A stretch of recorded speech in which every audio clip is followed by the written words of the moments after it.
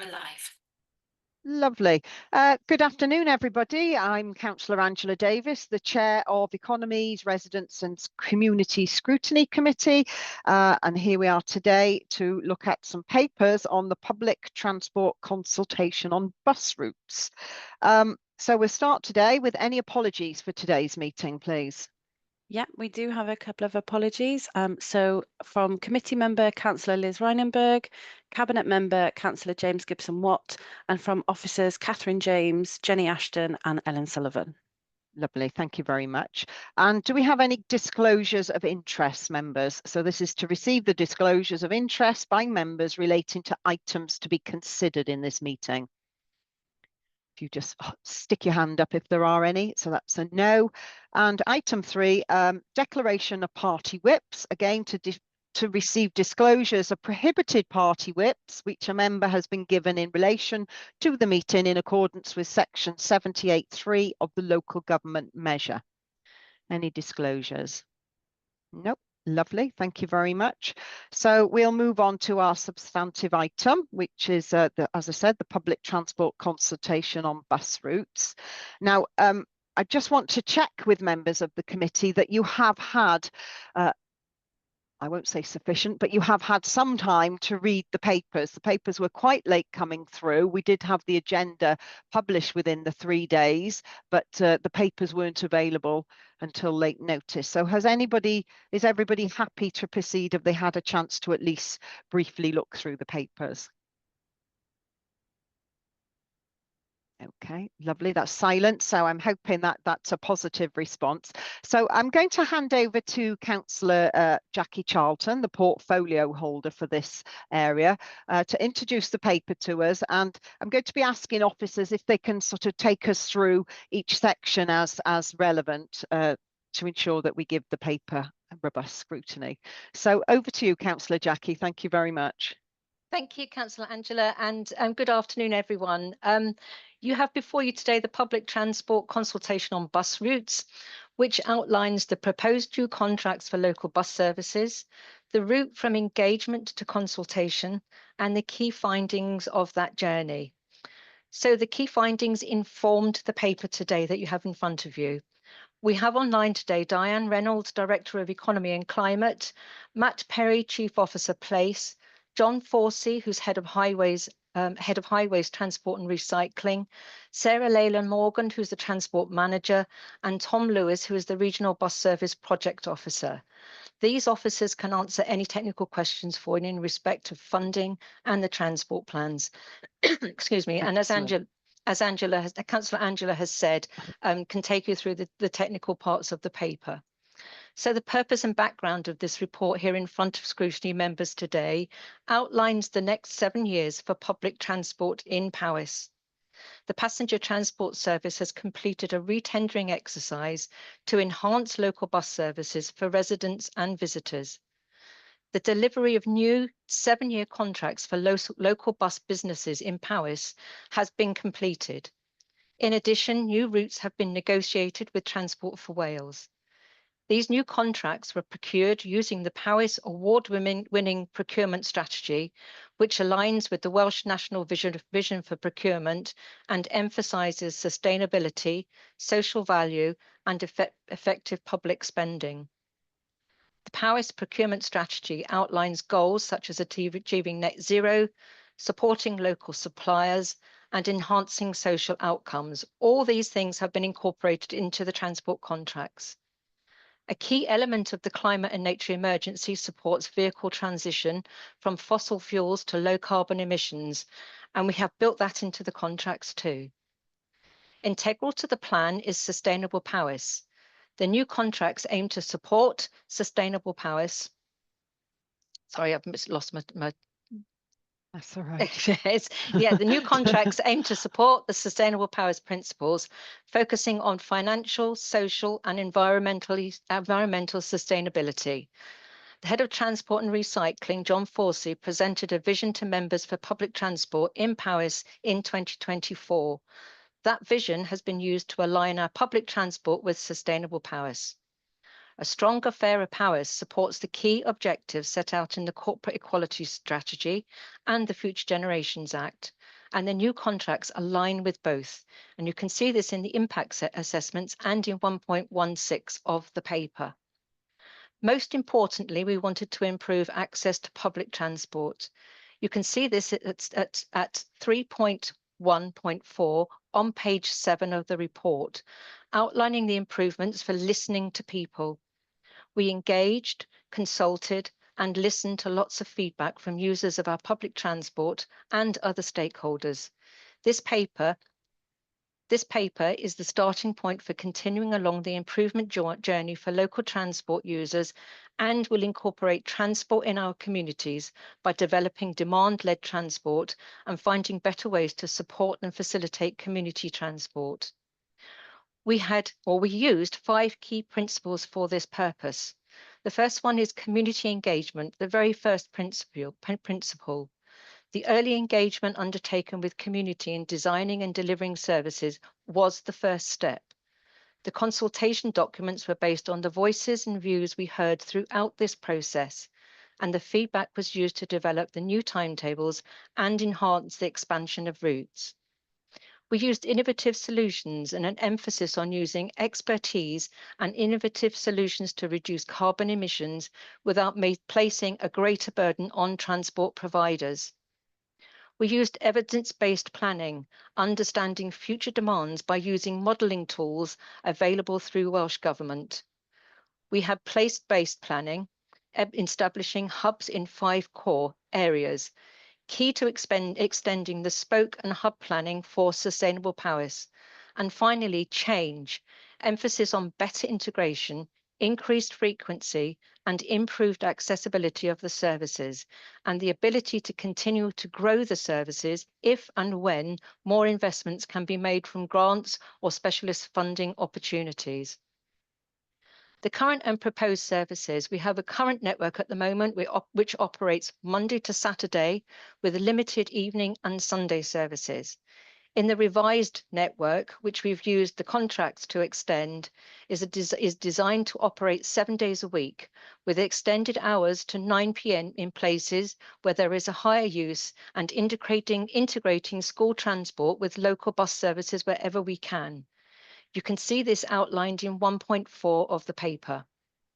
There has been an increase in the ability to reach important services such as healthcare and well-being, with an uplift of 43% in these services alone. We've tried to collaborate for the investment using Transport for Wales collaboration for future franchising and capital investment of 6.34 million in new buses and infrastructure, and that's explained in the paper too. There are 2 funding options. 2 options are A and B, and they're presented for funding the new network, with option A requiring a higher budget but offering a much more comprehensive service. There are a couple of legal environmental considerations. So legal compliance is adherence to the Transport Act of 1985 for retendering contracts. And if people want more information on that, we've got officers here to respond to that. We've looked at the environmental impact and a commitment to reducing carbon emissions and achieving net zero by 2030 with the introduction of electric buses and looking at low carbon emission vehicles as well. And we have 2 impact assessments, one for the existing transport that we have and one for the proposed transport extension, and they are in Appendix 7. So that's all I wanted to say, Chair. I hope that's given an overview of the report, but as I say, we've got officers here to answer any questions on any technical issues, and I'm sure lots of you have got questions you want to ask. Thank you. Lovely. Thank you very much, Councillor Jackie, and welcome to all the officers who are joining us here today. I don't know if any officers want to add anything there to what Jackie said or direct us to any particular relevant part in the report. Matt, good morning. Good afternoon, Matt. Good afternoon, Chair, and good afternoon all. Just if I could just, Councillor Charlton did raise about the 2 options, but for the purpose of this meeting, if I could draw people's attention to option A and option B, I think it needs to be clear that even if we go option B, which is to do nothing, is still going to cost us substantial more than what we're on now. So I think it's just worth emphasising doing nothing still costs, and I think it's for Scrutiny to understand for that extra, basically 850k between option B and option A in terms of the recurring uplifts. We are servicing 440,000 extra service miles. There's 10 extra buses. Access to public services is improving, access to daily essentials, and the big one, which is a 46% improvement, is access to health and well-being. So I just want to emphasize the point around options A and B, because ultimately it's going to come down to the money in terms of how we fund it. But just saying between those two, there is a massive improvement in service delivery in terms of option A. So just wanted to put that forward, Chair.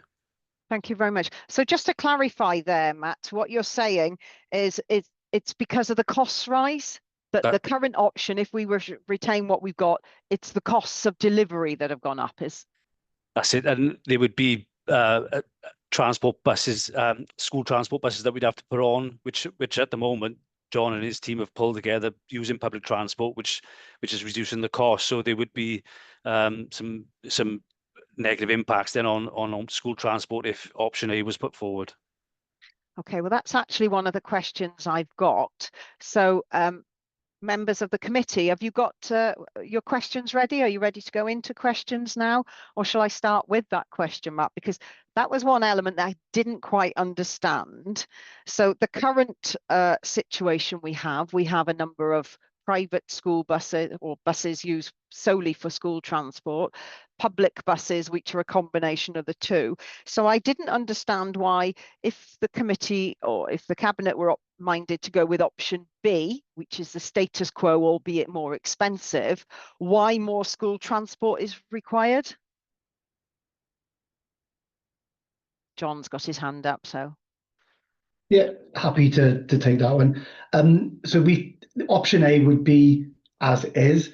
Option B is as is. Option A would be the revised network. As part of the revised planning of the new network, we've taken around 10 dedicated school buses and put those learners onto the proposed new routes. So they would be on public transport, on the new public transport network. If we stay with as is, those learners would have to be accommodated on transport that we've not re-procured as part of this procurement exercise. So there's two re-procurement exercises which have gone on. We've re-procured the home to school transport network and we've re-procured the public transport network. This refers to the public transport network, but there's a bit of a crossover where we transport every single service bus now should have a load of statutory school children on them in the morning and the afternoon, and that would be the gap between the two networks. Okay, so for clarity, it isn't that more children are being transported than is the current case. It's just the way that you're contracting the services that would require extra buses. That's correct. Okay. Councillor Carl. Thank you, Chair. I haven't had a chance to read the documents in their entirety, but how many service users do we have using the current service? And with that extra 800k, how much is that per person that uses the service currently, and how long will that take to pay off?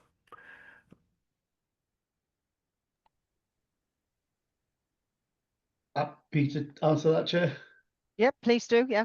There's currently around about 1.1 million passenger journeys made across the network over a year. What we found is that we started this type of model a long time ago in 2007. Back in 2007, there were around 600,000 passenger journeys made on our contracted bus network. We improved it, we regularized it, we had a stable bus network, and hence passenger numbers have grown ever since. But the bus network has largely stayed the same.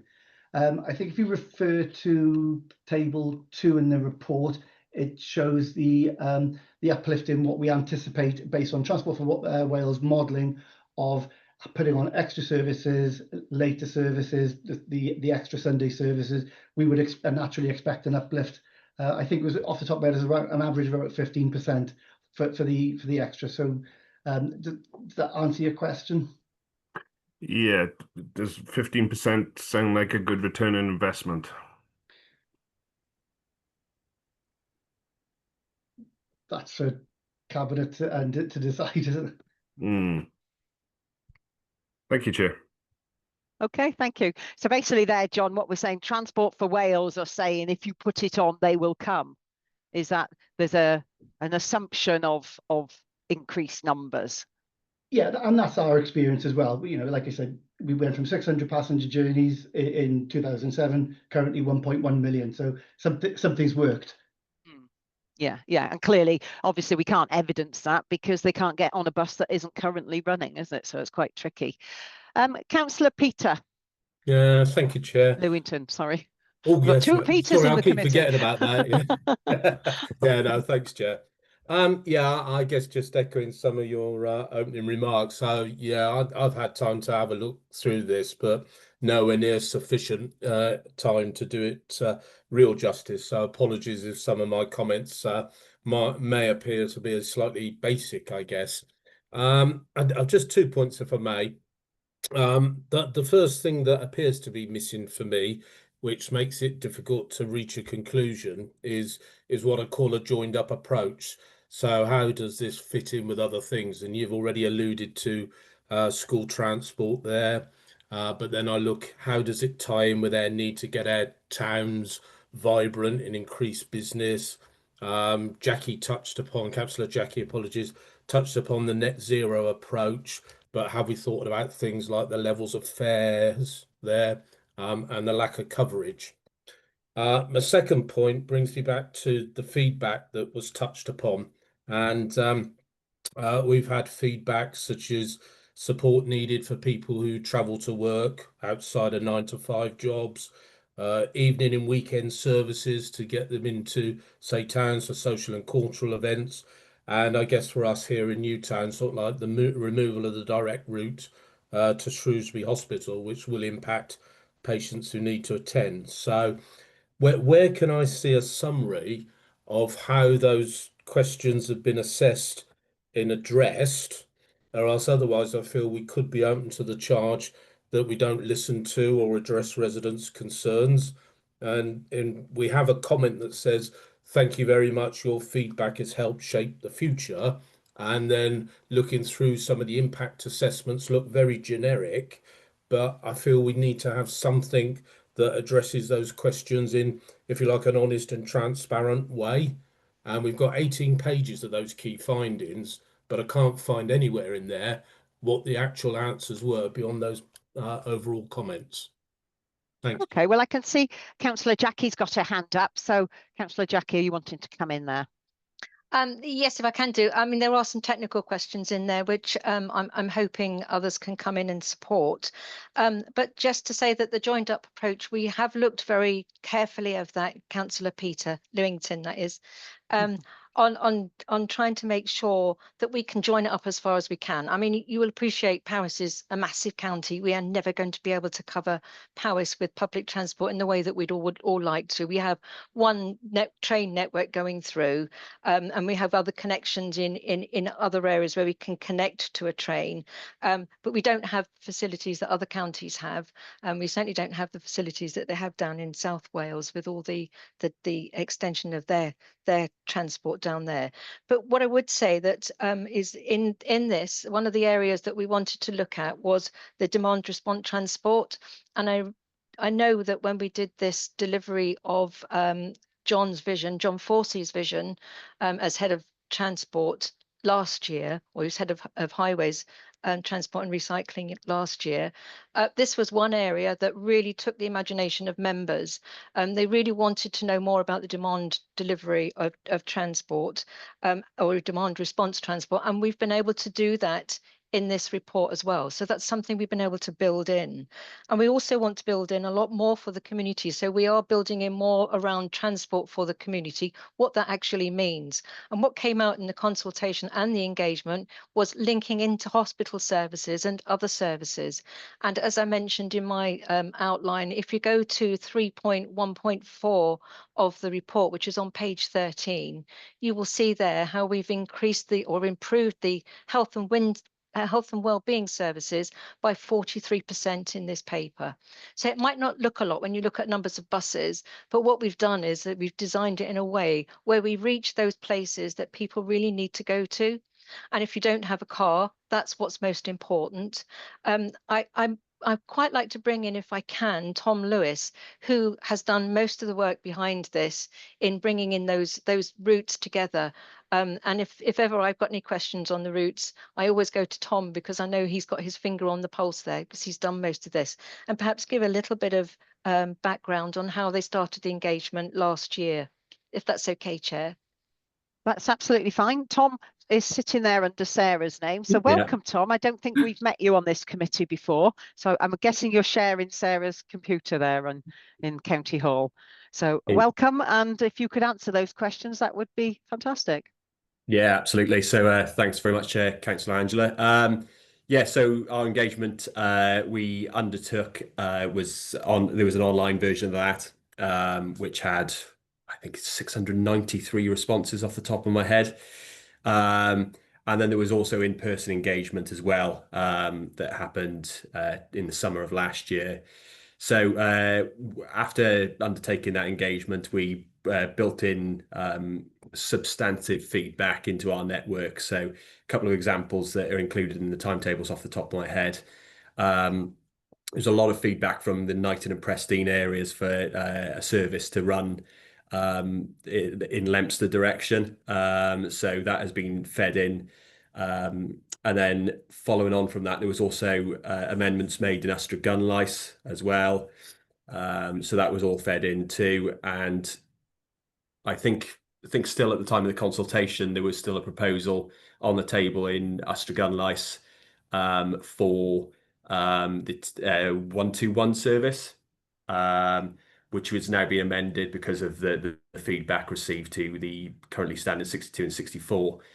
And then there was also quite a bit of feedback from Treveglois as well. So we've built in a B82 service, B83 service as well to serve the communities along what many would term the back road between Llanidloes and Newtown. So we've got a service looking at Treveglois, Cersws, Aberhaves, but into Newtown from that direction as well, which would be the first time in a fair few years that a service would be running across there too.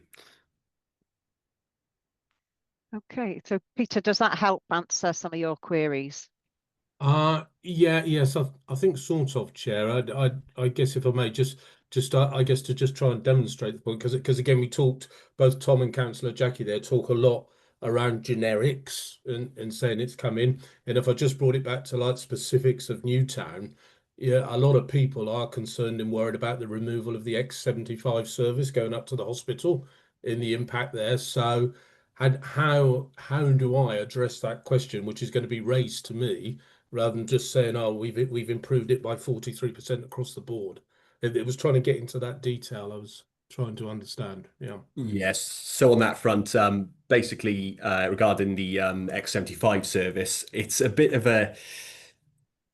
it hasn't been removed as such. It's been split into three separate parts. The service still remains in place between Newtown and Welshpool as an hourly frequency. It's just effectively not renamed as such, the T12, but the T12 becomes an hourly frequency rather than a 2-hourly frequency with an X75 in between, if that makes sense. So the reason that was done in fact was to try and keep costs down, because currently things like the X75, there's a lot of dead mileage for an operator if they're running from either the Llangurrig side up to Shrewsbury, if you understand what I'm trying to say. So there was a lot of dead mileage built into the X75 as it currently was, and in order to split the route, we tried to bring down that dead mileage to effectively bring down contract costs for a successful operator. Yeah, Okay. If I may though, just Chair, sorry, yeah, I get that, Tom, but I guess just to be clear, we've lost the direct route. It now means you've got to stop and change.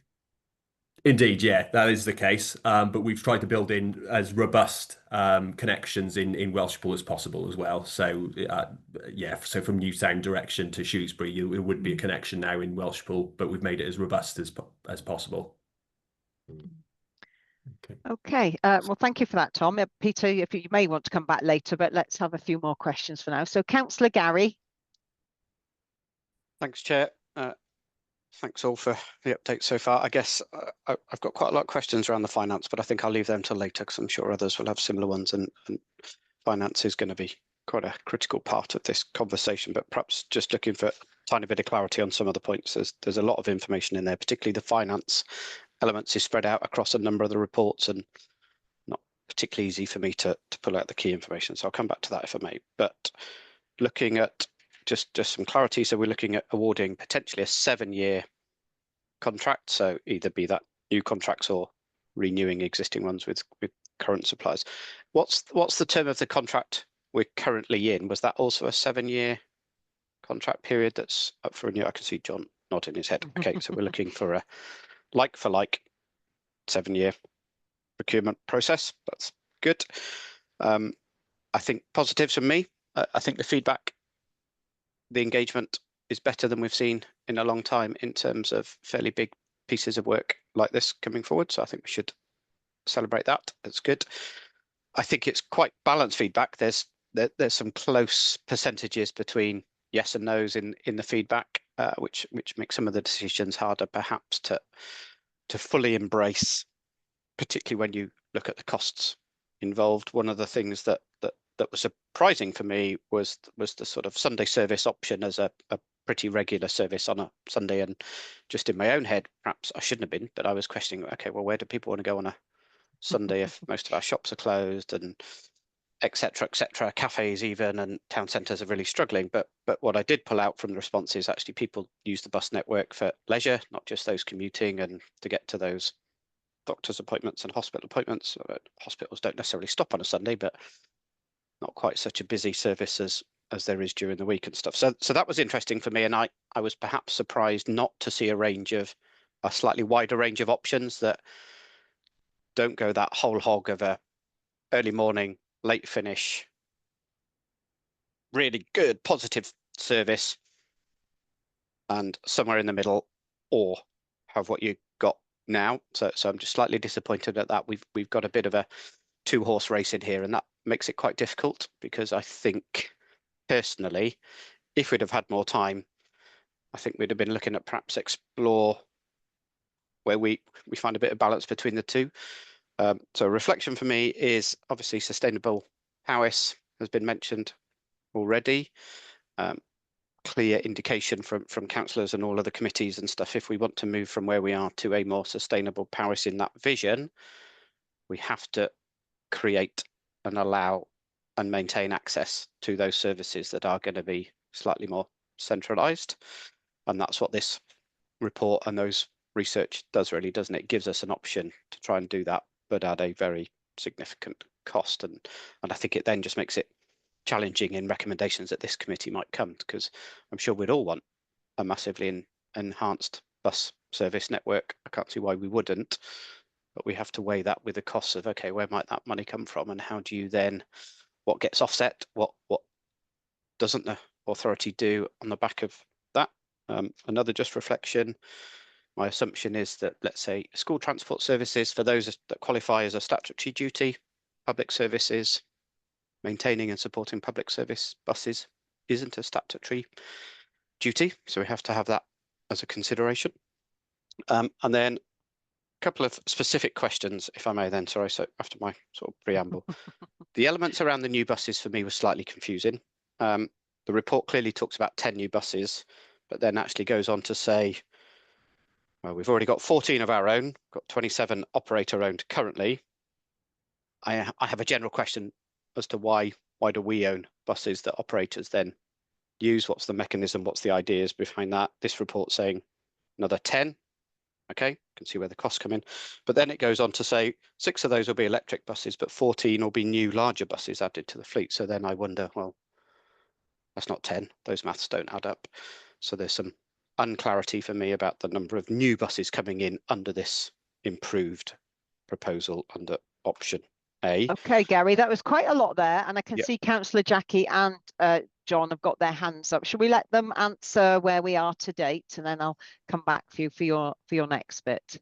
So Excellent. was that Councillor Jackie? Were you wanting to come in at that point? Yeah, I just come in the one part, but I know John will come in on the technical stuff with the buses.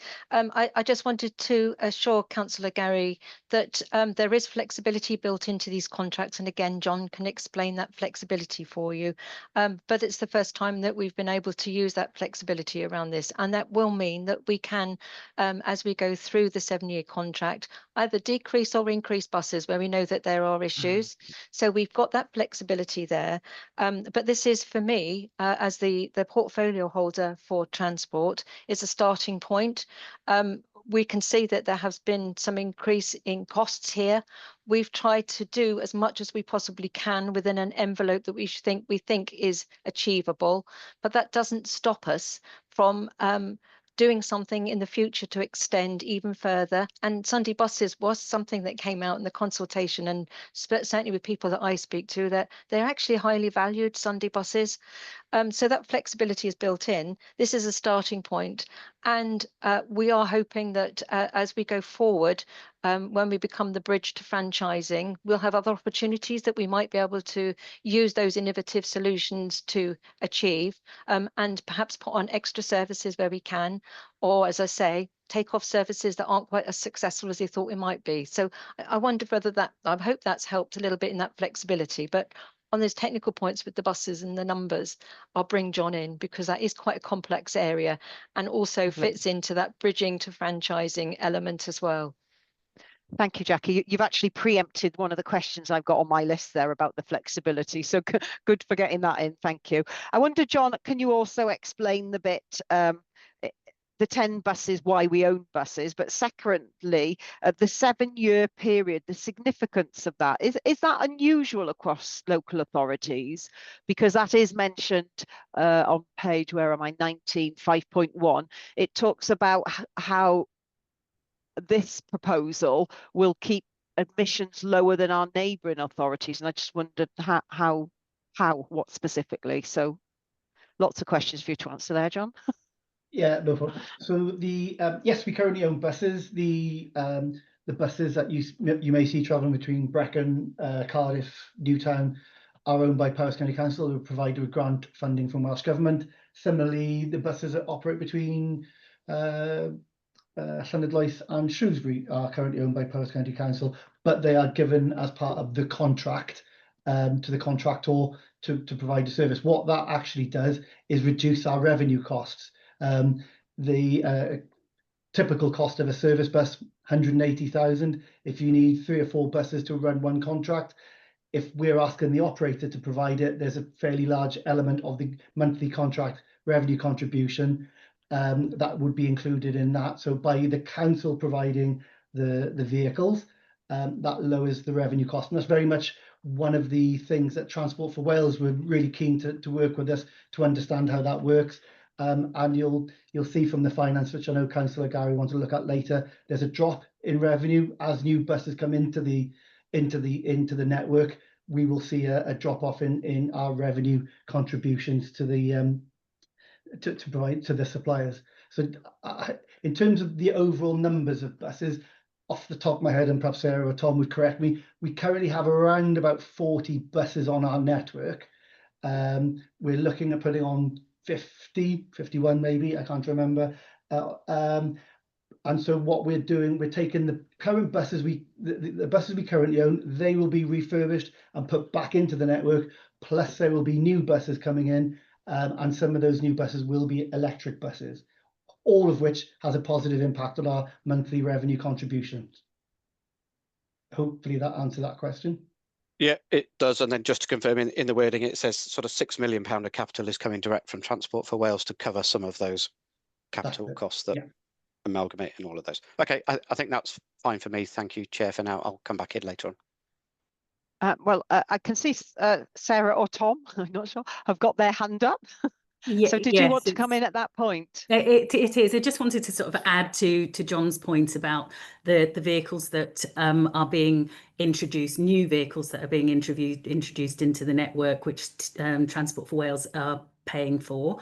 And then the refurbished vehicles that we mentioned, those are the ones that are on the existing T4 and T14 service that will be coming back to us. They have been, they are older vehicles, so the refurbishment is there for a temporary period whilst we transition through this 7 years, and TfW will invest in additional new vehicles for us as that 7 years progresses. So the refurbishment of those vehicles is obviously less costly than us looking to purchase all new vehicles. Okay, happy with that, Councillor Gary? Yeah. I can see Councillor David Thomas got his hand up. I'm assuming that's about finances, David. Well, thank you, Chair. It's just that sustainable powers was mentioned, and as I'm the portfolio holder with responsibility for the delivery of sustainable powers, I just wanted to offer some very high-level comments with regard to where this sits within the vision of sustainable powers, because I just worry sometimes that there's a tendency to view that this paper in isolation, but in fact it's fundamental to the delivery of sustainable powers. And what I would say, if you remember when we first started our journey with regard to the vision of sustainable powers, we were looking at a budget gap of about £60 million. 2 years have passed, and we've actually got that down to £39.1 million, and there are elements within that reduction of what sustainable powers is already delivering. So what I would say is that £39.1 million is obviously an enormous challenge still. And the vision of sustainable powers is all about delivering the services that are valued by our residents, but in a different way. And in doing that, we'll be able to offer those services within the reduced financial envelope that we've got. So in saying that, I've always accepted the fact that there are certain elements, work streams within sustainable powers that were going to cost more money, but the net benefits would outweigh that increased cost in one service, and which actually contribute towards the reduction of the £39.1 million gap that we're facing. And this is one of those services. But, to be clear, this is fundamental to the delivery of sustainable powers. Thank you, Chair. Thank you, Councillor David. So I can see, I'll call you in, Peter James, you've got your hand up. And then I do want to just refer back, John, to the if you could explain this 7-year period and how it sort of improves our emissions compared to our neighbouring councillors. But Councillor Peter James. Thank you, Chair. And my questions are really how the join up is. With 3 settlements of my ward in Clanrasyd, was there a consultation with the Heart of Wales line for joining up the timetable, so it gives flexibility and opportunity of travel, maximising and not duplicating, to be able to sort of use both services and get the maximum out of that? And with the 7-year contract, does that include the timetable to be stuck in 7 years or not? Is that sort of open to being changed should extra, I'm thinking especially with school transport, with the Welsh unit in discussion in Bilth, would that be sort of discussed again later should the timetable and the service be extended?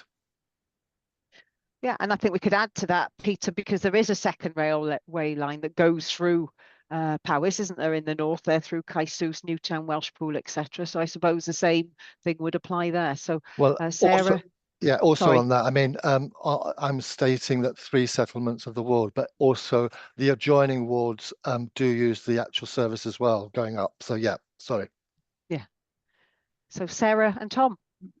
Yeah, me this time. Yeah, so there was engagement with the Heart of Wales line and Transport for Wales, and one of the difficulties we always encounter when we deal with the rail side is because they can vary every 6 months or so. It's very difficult to get bus and train timetables to match up in effect, really.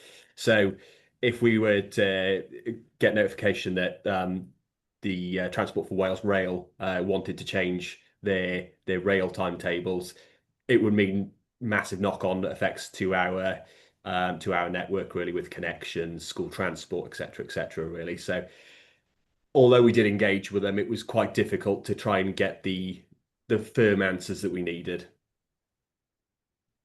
So although the paper says that the aim is to line up with other transport infrastructure, you're actually saying that with regards to railway, we can't guarantee that that can ever happen. That's always the difficulty we'll encounter, really, unless there's regulation change or something within the rail industry. It's been a bone of contention for many a year, really. I think it's the difference between the summer and winter timetables on the rail. And because our network is so integrated, a change to one service can have a significant impact and knock-on effect to the rest. Right. Okay. Yeah, I can see there's a challenge there. John, you've put your hand up at that point. Did you want to come in there? Yeah, Thank you, Tom. Sorry. Yeah. Sorry, Chair. I did put in the chat about the 7 years. I forgot to answer that in there, but 7 years is currently the maximum length of time that we can award a public transport contract for under the current regulations, which are based on 1985 legislation. But that may change as we move into a franchise environment, if that's the route that Welsh Government to go. So the purpose for giving longer term contracts is it allows operators to invest. They have the idea is we give them a longer platform by which to invest and recoup their assets. Of course, where that doesn't apply, where we provide buses. In terms of answering Councillor Pete Lewington, I think it was his point around, can we change bus timetables? Sorry, it's Peter James, I beg your pardon. Sorry, Councillor Peter James. Yes, we can change bus timetables where we need to. We can. It takes 8 weeks to do that with the notice periods of the Traffic Commissioner, but the contracts aren't static. They can be amended and changed as we need to, as demand changes, as travel patterns change. So there is flexibility, but one of the great successes of our current network, and again why Transport for Wales have engaged with us, is we've got a fairly stable network because we largely control it. In lots of other areas, there's more of a commercial element to it, where bus operators can just change their networks, change their timetables without any consultation with the local authority and without any due regard to the wider bus network. And as Sarah's pointed out, our network is very much designed to be like a network where you turn one cog, it has another effect on the cog in the other end of the county. So yeah, there is that flexibility. Okay, that's quite reassuring. But can you explain the bit here in 5.1, page 19? So the 7 year is chosen for security. You've just explained that, and keeps the cost to a minimum, you're saying. But it said here about it also keeps the carbon emissions lower than many of our neighbouring local authorities. So how? Because they're also running buses and also have the ability to have 7 year contracts.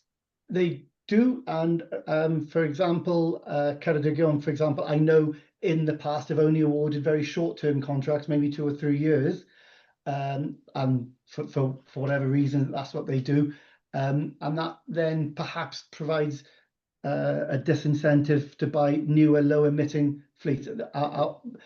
Sarah will correct me if I'm incorrect, but I believe currently every local bus service at the moment is either Euro 6, which is the best emitting standard for currently for diesel bus. Again, we're looking at putting on electric vehicles as well, again, to lower that carbon emission. Okay, yeah, that makes sense. Obviously, if you're a contractor, you know you've got 7 years, it's worth investing in your infrastructure. And yeah, okay, that makes sense. I wasn't quite clear, how we were making that sort of claim, but thank you, John. Councillor Adrian. Thank you, Sorry. Chair. I just want to go back to the survey, really. Yeah. There was lots of comments on there around the service for commuters.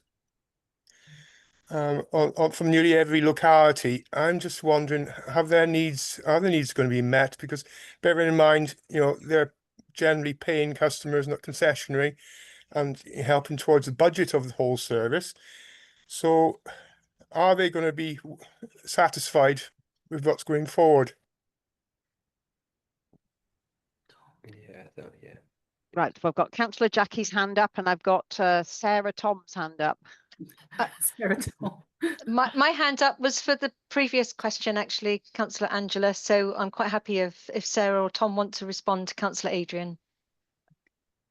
Is that you, Tom? Yeah. Thank you. Yeah, so as part of the engagement and consultation process, yeah, it's quite right to say that the commuters were very much considered in these proposals, to be honest. So it was kind of looked at where their main opportunities for work were and still are, and building timetables around those as and when we could, really. Many of the T and X routes, which are the main arterial services of the network, are built to get in there into the core towns before 9 o'clock, serving school transport at the same time as well. And similarly, take commuters out to the towns after 5 o'clock. And that was the presumption, really. So. Okay, I guess in a way that's an easier one to plan for, isn't it? So the school transport, you know what time school starts, you know what time it finishes, and actually the local authority know how many pupils there are. And those routine journeys, like going to work if you start at 9, finish at 5, again, over time you'll work out how many people. But we do have an awful lot of industry across Powys that doesn't work those regular hours, and I'm thinking of the care home in my ward and perhaps some of the hospitality areas. And we have an awful lot of people that travel in to my locality for the care home, and they work a shift pattern that doesn't meet the norm. So has any work been done on that demand? I mean, I don't think you can resolve the whole issue, because if somebody's work shift finishes at 7, you can set a bus to get them there, but the others who finish at 15:15, the bus will have gone, won't it? The bus can't sit outside every employer waiting for the changeover. But to the best of your ability, how can we be confident that we've kind of resolved that for many of our residents? Yeah, and this came up as part of the consultation process, because I believe the care home you referenced is Crossfield House, isn't it? So yeah, there was a few bits of feedback, and like you say, it's quite difficult. Where possible, we were looking at the larger locality towns, really, in effect, and trying to figure out where the main employers were within those areas. It is always quite difficult, because if you're sending one bus in one direction and one in the other, I say unsociable hours, 7 o'clock in the morning isn't that unsociable, but it was quite difficult, really, to be running buses, because then they'd have to transport scholars. So before that kind of time in the morning, the gearing was for scholar movements and the main commuter hours, to be quite honest. So yeah, 9 to 5 was more considered, rather than the more unconventional hours, really. Okay, so I guess I'm reading between your lines, and those lines might be quite wide, but I'm reading that maybe you haven't resolved that problem for the employees in my area. I don't believe so. No. Right. No. Okay. Looking Okay. off the top of my head, but I'd have to come back to you on that, Councillor Angela. Yeah. Okay, Councillor Jackie, did you want to come back in there to respond to the previous point? Yeah, yes, please. It's on the 7-year contracts as well, and also to respond on what Tom's been saying as well, and this flexibility. So what we do have in Powys, and we're quite proud of this actually, and we work very closely with our contractors. They're mainly local businesses that we're developing these contracts for. So they're actually people who've got businesses within Powys, and they're delivering employment within Powys. So we're really proud of that. And again, that's why the 7-year contracts are really important to them, because they can then plan for the future. And we know we've worked very closely with them to help them to understand, react and deliver on upgrading their vehicles, so that they can a benefit for them to have low emission vehicles as well. So we've done as much as we can, I think, through the contracts to support that as well. But around the flexible working patterns that we have now, and that flexibility about being able to support people in their work patterns, this isn't just about the main contracts. I mean, what we're also planning here and what we're hoping to develop further is, again, that demand response transport, but also things for transport in the community, which could include car clubs. And there's a lot of work going on at the moment, certainly in my local community, and I know in Newtown, car clubs becoming more and more popular. That is another way of delivering transport. We don't just need to rely on the main transport system on our network. We can develop that further. And that's what makes proposal A, the option A, so exciting. That's something that we can actually do. And if we can get the ear of Welsh Government and of Transport for Wales, and they see what we're doing, there is more likelihood that we'll get more support from them going forward in the future. So I just want to make that point. It's not just about the main bus routes for supporting people in flexible working patterns, especially people who are delivering social care, but it's about developing other forms of community transport or transport in our community. So just wanted to make those 2 points as well. Thank you, Chair. Yeah, thank you, Councillor Jackie. And I think I can understand what you're saying there across the geography of Powys. There's going to be some different solutions in different areas, and there are going to be some problems, as Tom has just highlighted there, that are easier to resolve than others. But you know, for a car club, you need enough people to have a car to start with. But yeah, so you know, I get that, and it's a probability. I'd like to hear a little bit later on a bit more about the demand response transport, but for now I'm going to go. Councillor Carl's got his hand up, so over to you, Carl. Thank you, Chair. Just going back to your comment, John, on seeing a 15% increase in the investment that we're putting forward for option A.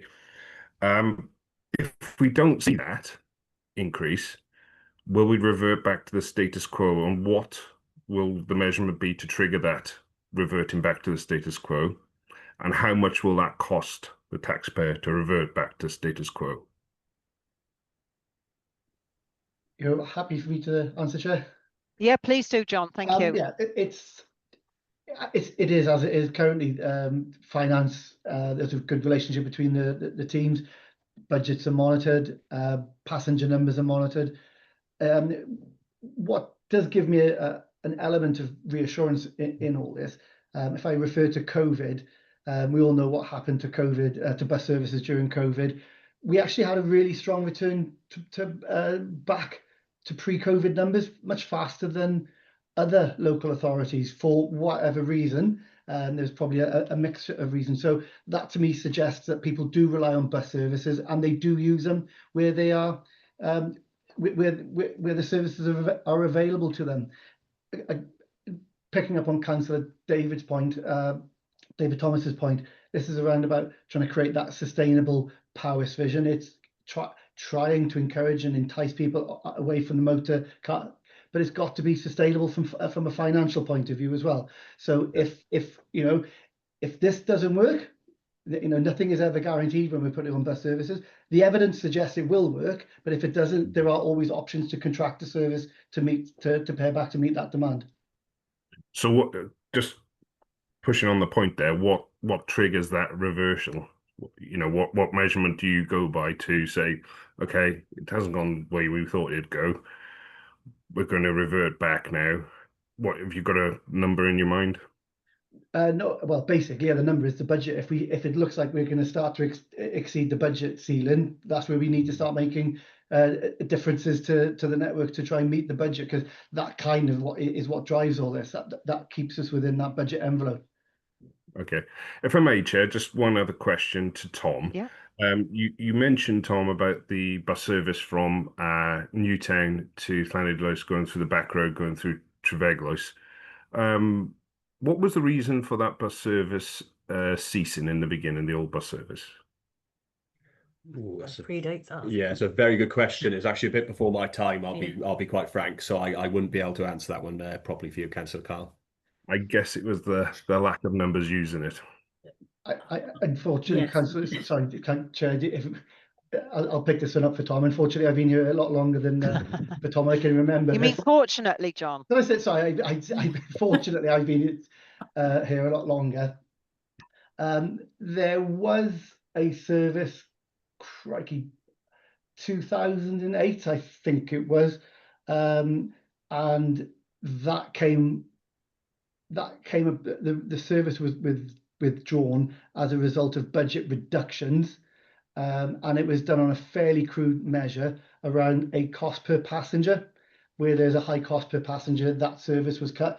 I'm not entirely sure that's always the best way to look at it, because the demand responsive service is a relatively low cost compared to a regular scheduled bus service, but of course the cost per passenger is quite high. But that was the reason why it was taken away in 2008. Off the top of my head, I'm really dragging the back of my brain cells now. Yeah, that's how they measure schools, isn't it? Small schools. So yeah, not a great measurement, is it? Okay, thank you very much. Okay, thank you, Councillor Carl. Councillor Peter Lewington. Yeah, thank you, Chair. I just had a couple of quick points on the financials, if I may. So I'm just flicking backwards and forwards between screens. Some of it's probably for my own understanding. Paragraph 4.33 in the report talks about getting a 21% increase in revenue from the T14 route. And I guess I was just trying to understand the risk of not achieving that 21%, especially when it looks like that route is due to be retendered in September, apologies. And then when I look at paragraph 4.6, that talks about getting funding from the FRM for future years. It uses a phrase then that says this would need to be a priority growth pressure. And I was just trying to understand what that phrase meant.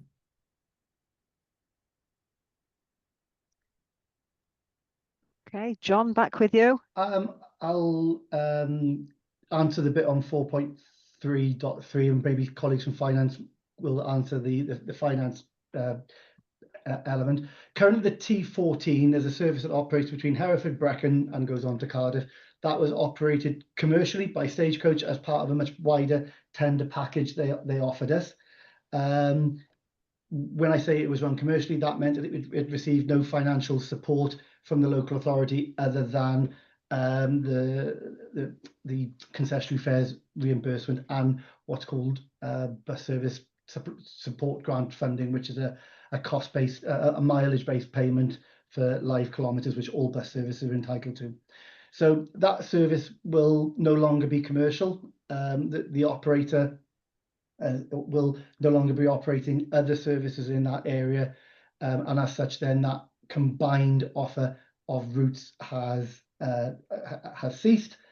They've made it clear that they're not going to continue it on a commercial basis. Therefore, the local authority will probably be required to pick it up on the basis it's a fairly core route between Brecon and Hereford. We estimate that's the level of income taken off that service.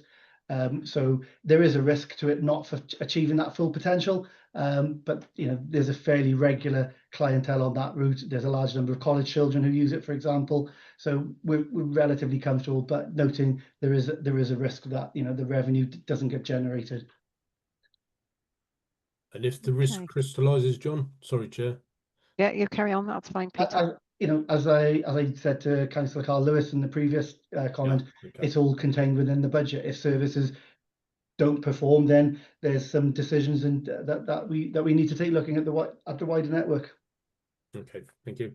Okay, and I can see, John, you've put in the chat there, so I think this is supporting what Tom was trying to explain about the difficulties in meeting everybody's requirement there, that we have to try and spread the limited resources, even the extra buses, across a third of the landmass of Wales, trying to link communities to the most relevant places at the most relevant times. And I think, it's the aspiration, but the recognition of the challenge as well, isn't it?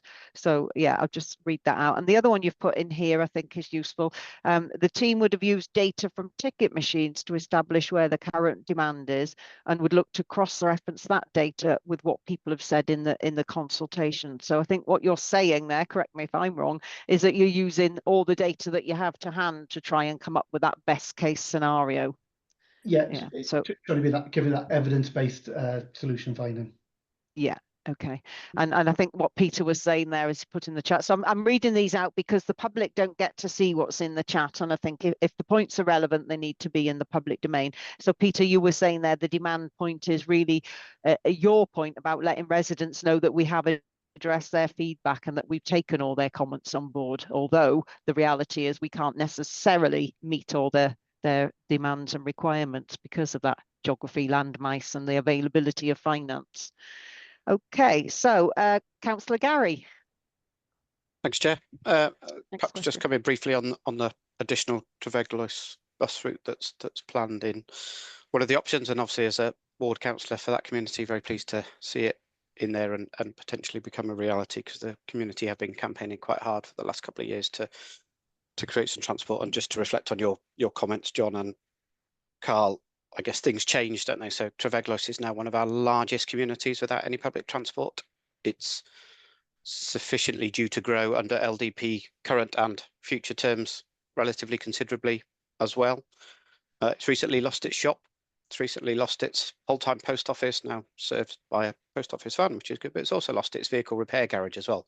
So the services from that community have significantly diminished in relatively recent years, and people are then forced out of that community to go and find those services. So if you don't have a car, or your car needs servicing and stuff, and there's no buses, it makes it really tricky. So I think, yeah, there's some very positives from a slightly selfish point of view. But I just wanted to pick up perhaps a bit on your point, Tom, and Odin almost, that the figures that I saw clearly showed actually that commuting definitely wasn't the highest use of our public bus network. Both shopping at 44% and leisure travel at 46%. And I would argue,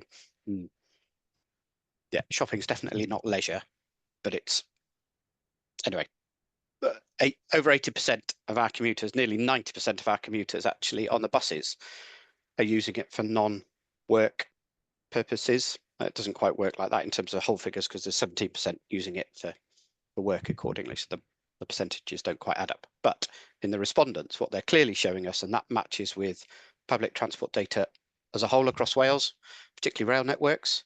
Rail networks is back at pre-pandemic levels and above, but it's leisure travel, not commuters. We are all working in a different way, aren't we? We're travelling much less regularly for commuting, but then we're making use of our public transport systems for leisure and other opportunities. So I think we have to just have note for that in the findings. The findings to me are quite clear that there's a significant amount of leisure and general shopping type use of our bus network, and the socialising aspect is important too.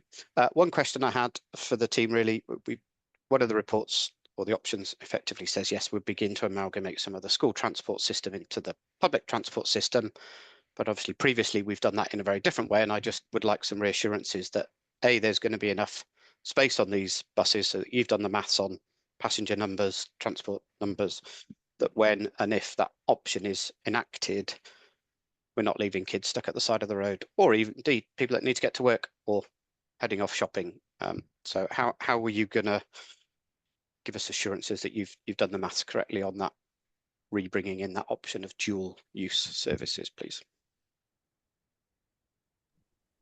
Do you want me to answer that question? Yes, anybody that can answer, please step in. Thank you, Sarah. It's a challenging one to answer, to be perfectly honest, because when we've been reviewing the whole network, including all the home to school transport, we've looked very carefully at which students or which scholars that we can transfer onto the public transport network, and consider the numbers of students that we would put on at those peak times. So we can't do anything other than look at the ticketer data that we've got on the existing network to see what the travel, the numbers of people travelling, members of the public are travelling at certain times, and we will look at that in relation to the numbers of students that we're putting onto our public transport services. On top of that, in some instances, we have had to put on duplicate vehicles that are operated at the same time as the public transport service, because obviously the numbers of scholars exceed the numbers that we would be able to put on those vehicles. So we are monitoring that all the time and making adjustments in accordance to where students are living and the movement of passengers and scholars. So we do it in a logical way. We use a system that actually maps all our school transport routes, and that includes the local bus services as well that we might utilise for scholar movement. Okay. And for anybody that's interested in that data, Clive has very kindly put it in the chat for us. It's on page 131, the percentages of usage for the different areas of bus use from the consultation responses. So, okay, Gary, does that answer your question as best as possible? Yeah, I think it does. I fully appreciate it's a tricky one, Sarah Yeah. and team, but I think we just want some assurances that we will all do our best if that option is enacted to make sure that it works for both types of users effectively. Thank you. And then perhaps my final comment before perhaps start to come in on the finance element, just noting that as an authority under sort of delegated powers, but we have just recently signed up to the Healthy Travel Charter, and I think it makes a sort of almost the option appraisal even more tricky, doesn't it? We're committed as an authority to sign up to sustainable and healthy transport options, and here we are with a few difficult decisions to make. But yeah, just wanted to make that point. Thank you, Chair. Thank you, Gary. Thank you very much for that. I just want to sort of add a question, an extension to that. We talked about extending the hours that we run our public service buses to 9 p.m. at night. So who were you thinking in that modelling for that? Who was going to be using those buses and where did you think they would be going?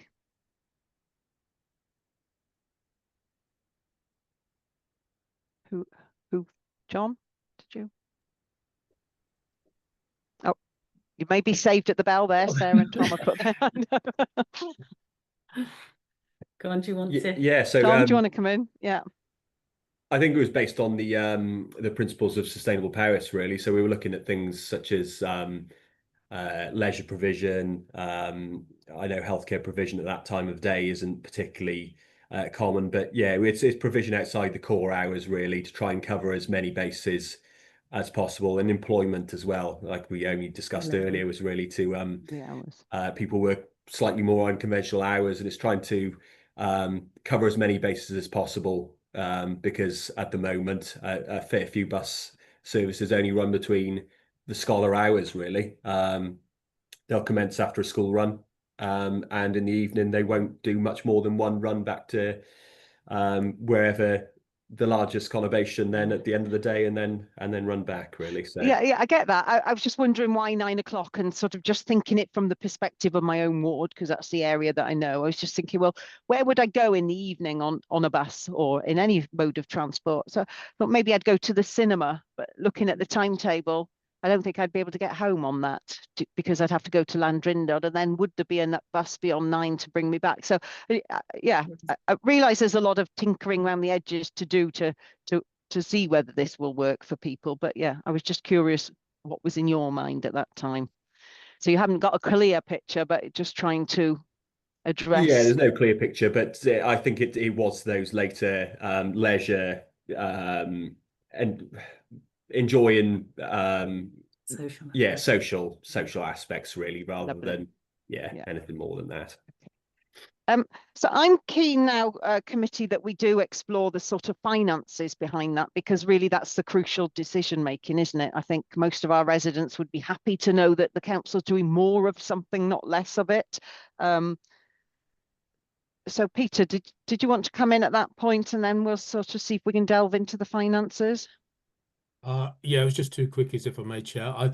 Sorry, at the risk of sounding like a broken record and boring everybody to death, it was just this point was about how, in terms of communications, do we get back to the residents that you told us this, we haven't done it because. So it may be something that we need to think about when we're doing communications about this afterwards. The other point was I didn't get an answer to what that phrase priority growth pressure meant in paragraph 4.6 of the report.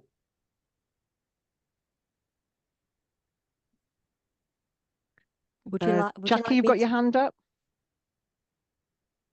Actually, it was going back to the 9 o'clock situation as well. But I will just respond to Councillor Peter Lewington. I think it's a really, really good point that he's made there about making sure that we get back to people, because we know that there are people who are not happy with some of the changes that don't actually reach their expectations. And I think we need to be fair, honest and transparent about that as well. So we do need to figure out a way, and I'll take that as an action point away from this scrutiny for me personally, to try and find a better way of doing that. But I also wanted to come back to the sort of the 9 o'clock issue. I think one of the things that we haven't spoken about at all here this afternoon is the number of people, younger people who were engaged with in this process, and some of their asks. And one of their asks was to have that freedom to be able to sort of move about outside of school hours. And although 9 o'clock is not late, I think, you know, we've kind of fulfilled that gap wherever we can. But also there is, and I'm sure Sarah will be able to come in and say there's a technical reason for 9 o'clock as well. And it's a very important technical reason because it takes drivers into different numbers of hours working. So I think if Sarah could come back and just explain that, because again, you know, if we're in a position as we go forward to extend those hours, and I think it would take, that's a big ask, you know, we can explain to you the reason why we can't do it at the moment. Yeah, either Tom or myself. I think Tom's been dealing mostly with this, but it is to do with driver hours, and it is to do with the numbers of additional staff that you would need to cover those extended hours and the costs associated with doing that. No, that's fair enough. I think you kind of explained that really enough. So I am really conscious, members. My error, I thought we had 2 hours. We'd got an hour allocated. We're already over time. And I'm really keen that we have a quick look at the finances here before we round this up and come up with some recommendations on this paper.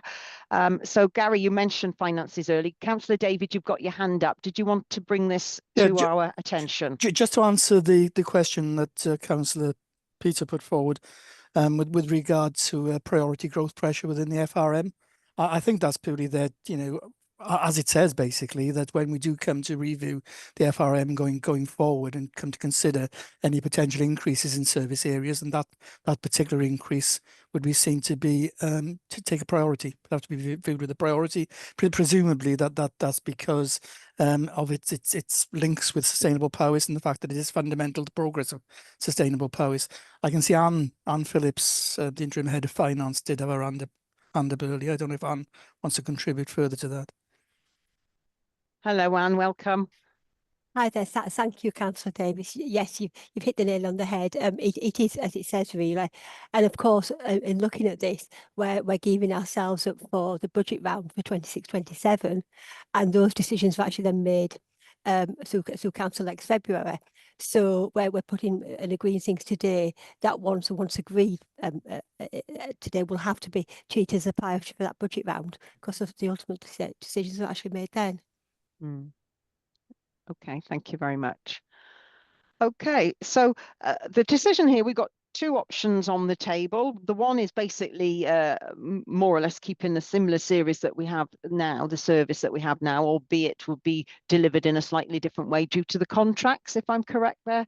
And the other one is for the extended service. And you can see there, where are we? Page 12, the table 1 does give us some explanation of the costs. There are 5 tables referencing the finances within the papers. So any questions around those, members?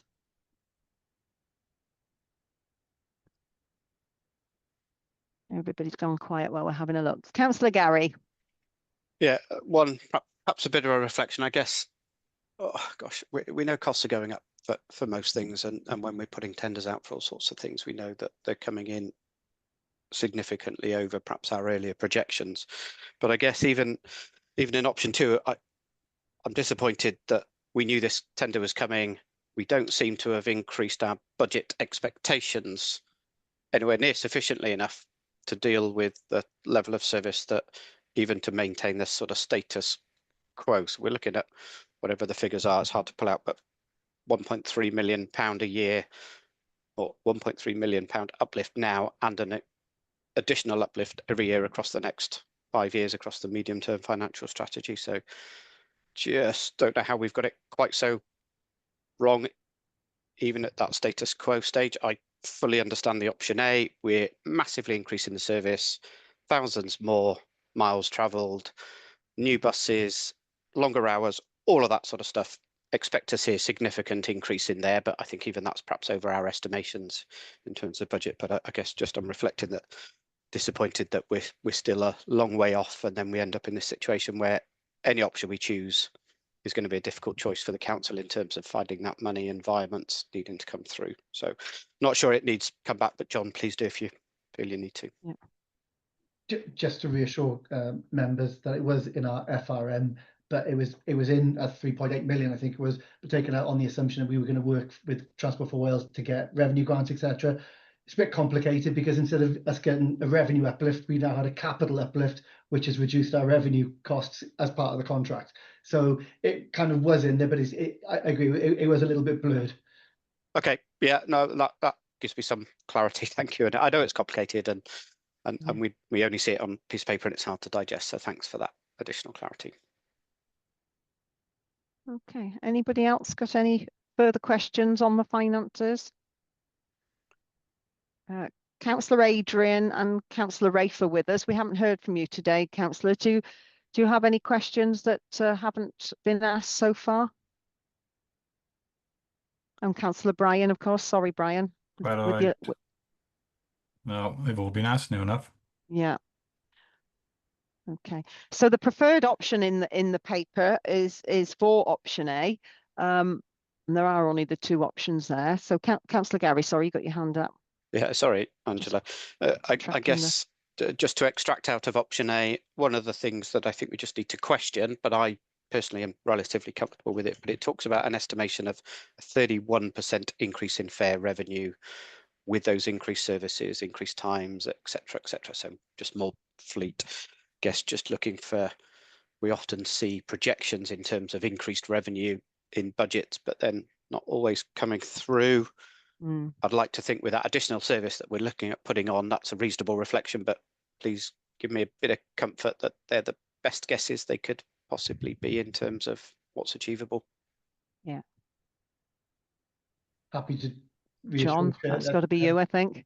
Yeah, again, this has been the benefits of working with Transport for Wales, where they've had their own contracted services, and they've developed their own models. We've reflected that in our estimations, and of course, taking on that extra commercial service will add extra revenue to the on-bus revenue and the concessionary fares revenue. I think it's really important actually that line around people assume because pensioners travel for free with their concessionary card, it is actually worth a fairly substantial amount of reimbursement back to the local authority for its local bus services as well. Okay, yeah, thank you, John. Councillor Carl. Thank you, Chair. Just going back, John, you said it seems that the measure of success of this increase is going to be whether or not it keeps within budget.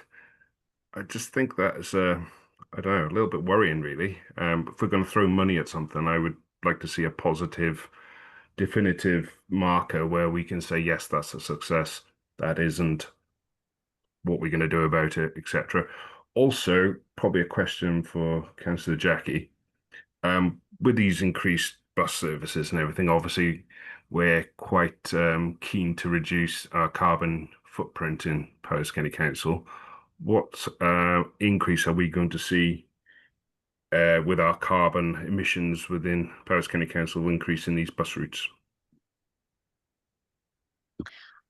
I think on that one, we've done some careful calculations on that. And if you look in the report there, it's not going to be immediate, but you will see that there are different measures in there through the contracts where we have been able to give ourselves a fair level of assurance that actually we will be reducing the carbon. With the 6 electric buses, that's going to make a big difference. I know that, I mean, these are all technical terms and John will be able to help me out on this one. We are looking at different, the vehicles themselves, the more modern vehicles are actually there's less carbon emissions coming out from those vehicles, even though they're still using fossil fuels. We've got the offer of using HVO, which is hydrolyzed vegetable oil. Yeah, I just know it's HVO. It's the only way I can remember it. But there are buses who are already using that. Now, we're not necessarily saying that's the best way to go forward with carbon emissions, because we know there's all these sorts of things that are linked to that as well. But with the way that we've developed the contracts, the way that we're developing, the way we go forward, there will be a reduction in carbon emissions. Never is going to be enough for everybody. I don't think we're ever going to reach the levels that we really do need to reach in the next couple of years. But this is our best way of moving forward with that. And I'm fairly confident that we'll be able to get measures that we can see and we can be able to say are going down. So I hope that gives you a level of assurance on that, Councillor Carl, that we are doing our best to reduce those carbon emissions at the lowest cost that we can possibly do. So this isn't about asking people to invest a lot of money. We're helping them through the process and doing whatever we can to make sure that it's an easy transition for them. Okay, thank you, Councillor Jackie. Can I add to that a little, if that's all right? Please do, Sarah. Yeah. Within our contractual arrangements with the operators, we've worked very closely with our environmental colleagues, and what we've looked at is by 2027 we have asked all our operators to produce a carbon reduction plan, and that may be about that should incorporate their whole business model. In addition to that, we've set an expectation across the entire network, and that's school transport and public transport, of a 30% reduction in carbon emissions over that by the end of the 7-year contract period.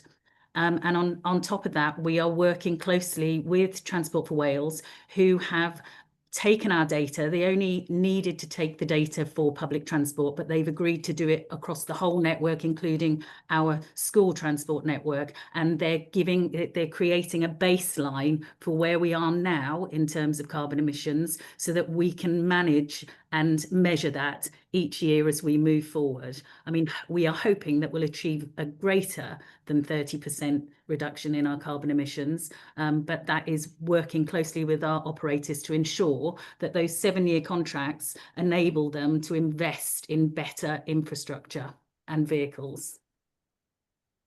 Do we know what the cost of that is to our private contractors to hit those targets? Because obviously that's a huge burden for them, being private and having to invest. Obviously it's a little bit easier for the council, but for our private contractors that's going to be quite a huge burden to reduce by 30%. I think that's why we have, we've given them some tools in which to create their carbon reduction plans, and then we will work with them and alongside colleagues, our environmental colleagues, to ensure that there's a realistic and achievable plan that each operator develops. I mean, obviously we've got very different size operators across the county, so we have to be proportionate in our expectation. Yeah. Okay. Thank you. And Councillor Carl, Clive Pinney has put in the chat there that if you look on page 60, 6.3, there is a little paragraph about the carbon emissions in the thing. Like I think this is the point here, that when the papers come out at late notice, it is very difficult for us all as members to read such big papers and digest all the information. And I am very aware we've gone over time, but I think these questions have been very valid in that forum, and it's important that the members understand what we are being asked to support or not in this document. So Councillor John, I've just promoted or demoted you. I'm not sure which way around you imagine that, but John, over to you. Sorry, Chair. There was just the final point of my question to John. Apologies, Carl. Did we miss a bit? I was just going to add to that, Councillor Carl. There we are. My apologies, Carl. Touching on the finances and whether it's a measure of success if we stay within budget.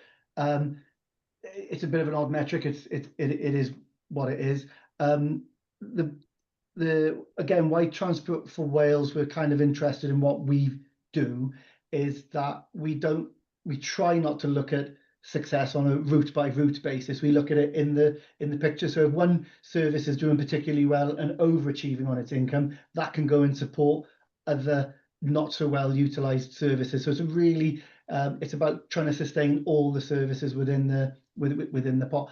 And it's I don't want to say it's a conservative estimate, but I think it's a realistic estimate. If we overachieve, it's really positive as well. And I'm quite confident that we will hit the target and we will achieve the income levels we set. Okay, thank you. Thank you, John. Thank you, Chair. Okay, thank you. Councillor Gary. Yeah, just a reflection then on the option B sort of costings, if you like. So what I see out the papers is an ongoing recurrent additional cost 2.354 million each year and a 1.7 one-off initial investment in the next 12 months, let's say in the next financial period. What I can't really see is if we support that as a recommendation from the ERC committee, is it our duty to worry about where that lands in the general council budget and which bits get pinched a bit or reserves or whatever? It talks about a mixed, find that from a bit of everywhere. Don't know if that's for us to worry about or whether we just ignore that. If our recommendation is clear, somebody else has to worry about that. But it was just, I'm not sure where we sit with that one. Yeah, I can understand where you're coming from there, Councillor Gary. So for my part, I mean, I think I'm going to be pushing us now to sort of make a recommendation. There are finances in the paper, and it is a concern for us as councillors. We know our budget situation, and we've got used to seeing cuts across our services financially, and this is a service that's asking for us to invest in more money.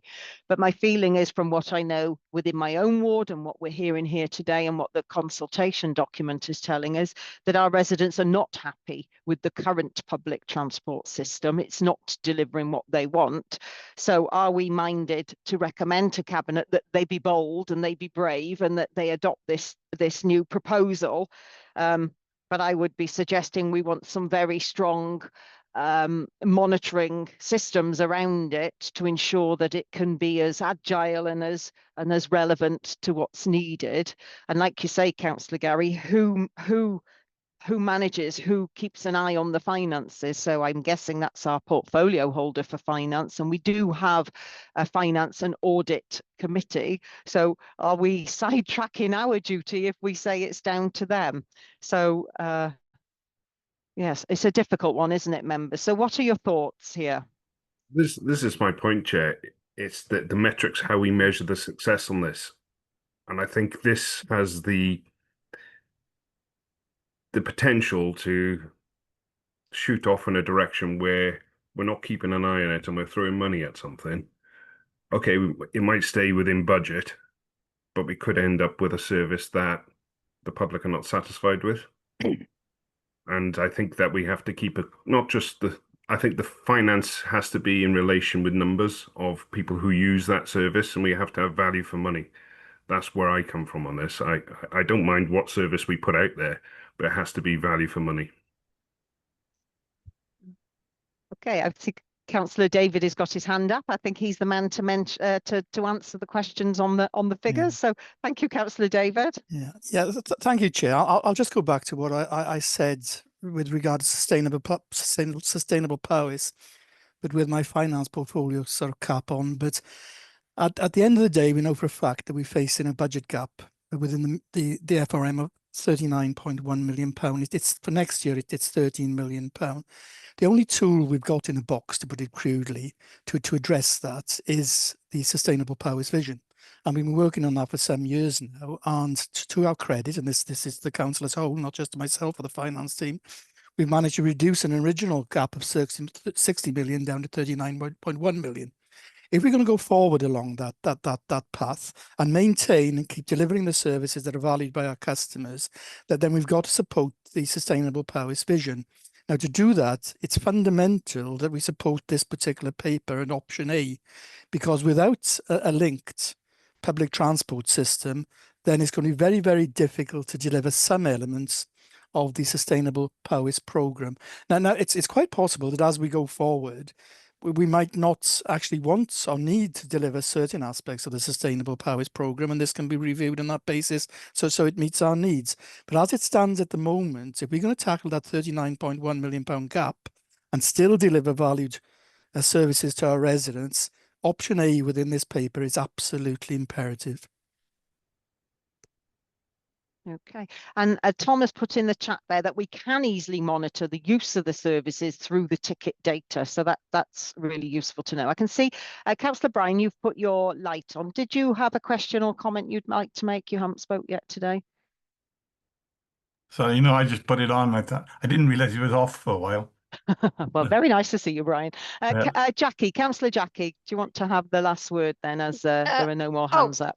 I didn't know it was the last word, but yes, if you've given me the last word, I'd be delighted to take it. I just wanted to just come back with Councillor Carl, and I think, you know, he's made a very good point. How do we actually monitor this to say whether it's been a success or not? And I think if we purely went on numbers, we would be cutting it all down, because we cannot measure success on numbers in Powys because of the demographics here and the wide geography that we have to, or buses go over. So if we just purely measured it on numbers, we wouldn't have a public transport service, Councillor Carl, and I think you probably do understand that. But we do have to monitor it. We do have to prove a success. I'm not quite sure how we do that, but as John says, one of those areas is to see how we manage the budget on this. And if we don't increase the budget needs, then I think we've developed a success, because our modelling has actually been delivered. So as long as we can deliver on the modelling, I think there's a level of assurance there that we've made a success of this. This is, for me, feels like a risk. It does feel like a risk, but actually I think it's a really good risk to be taking. This is what the people of Powys have been asking of us. They have asked that we do invest in public transport. We've done the engagement. We've engaged with those people who actually use the buses. That's really, really important. They've given us their verdict, and that's what we've tried to deliver here.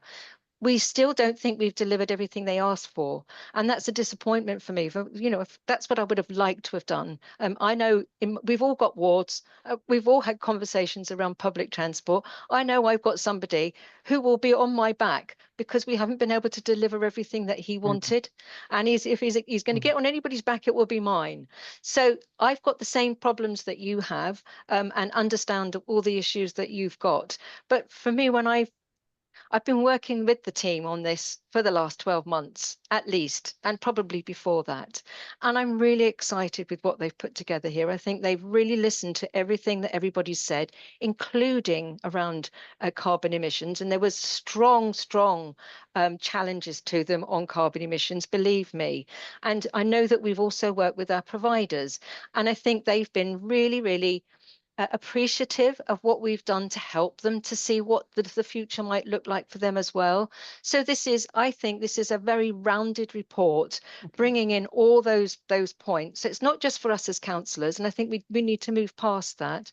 This is what people are asking for, and this is what we're trying to deliver. Lovely. Thanks, Lynn.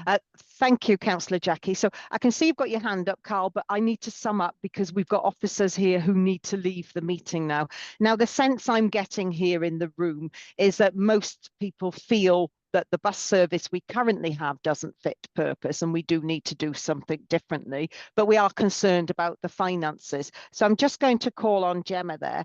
From what you've heard, do you feel we can put something together as a recommendation to Cabinet that can support this, but with a caveat of concern of the finances, of making sure that it's managed and monitored, of making sure that we keep a real close link on the usage of these buses so that we can be agile in ensuring that they are delivering what the proposal is set out to do? I can't. So Kath's turned a light. Oh, we got Kath and Gemma. Thank you both, sorry, ladies. Kath, I'll defer to you. That's fine. I was going to say yes, Chair, but please remember that all committee have to be in agreement with any recommendations that go forward. So, members, I was going to, sorry, Councillor Angela, I was just going to add, if you'd like to make sure that those are your recommendations, and I can pop them in a letter there. So as long as they're nice and clear, so that everyone can agree to them, that'd be grand. So, Peter, you put your hand up. Do you feel strongly in a different way? No, I was just going to ask if we could just add something to the recommendations, Chair, which was to take up Councillor Jackie's kind offer of looking at how we communicate back to the residents. Excellent. Really good point, Peter. Yeah, very good point. And of the councillors we haven't heard from today, Councillor Rafe and Councillor Adrian, are you happy with how the section's gone? Are you happy with those recommendations and the general conversation? Yes, Chair, but you did hear off me. Thank you. Oh yes, apologies, Adrian. Yes. Councillor Rafe, I was like, I just want to make sure everybody is heard and had opportunity to participate. Yeah, sorry, Chair. I'm actually here just as a cabinet member observing. I'm not actually on your committee you're no longer on our anymore. committee. I but I do apologize. miss you So all there we are. The greatly. committee has been more active than I gave you credit for. Thank you, members. Clive, you put your hand up there. You want the final word? The final word? Yeah, I was just going to inform you that Councillor Rafe wasn't on the committee. So thank you, Councillor Rafe. Thank you, Councillor Rafe. I'm forgetting your promotion there. So thank you for coming along anyway to your first ERC as a cabinet member. Okay, so I think we've got an agreement there, Gemma and Kath. So I'm going to bring the meeting to an end. I know we're half an hour over. Apologies to everybody for that, but I do think it was justified in this case. And I thank you all very much for your input, to officers and councillors, and have a lovely rest of your day. Thank you all.